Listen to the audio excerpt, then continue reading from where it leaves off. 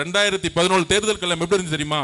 கலைஞர் central கவர்மெண்ட்ல அவங்க தான் பவர், காங்கிரஸ், விசிகே, பிஎம்கே வரிசையா பாத்தீங்கன்னா எல்லா கட்சி இருந்துச்சு.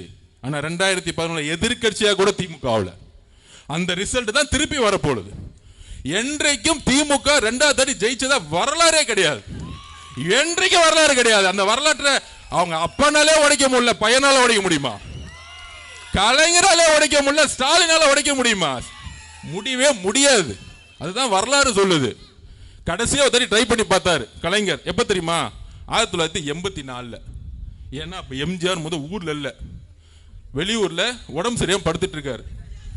அப்போ ஒரு உருட்டு உருட்டுனாங்க. அண்ணன் செங்கோட்டை என்ன சொன்னார்? அந்த உருட்டை என்ன சொன்னாங்கன்னா, என்னுடைய நண்பர் தான் எம்ஜிஆர், அவருக்காக என்ன முதலமைச்சர் ஆக்குங்க, அவர் வந்தவன இந்த பதவியை திருப்பியும் கொடுத்துருவேன் அப்படின்னு சொன்னாரு.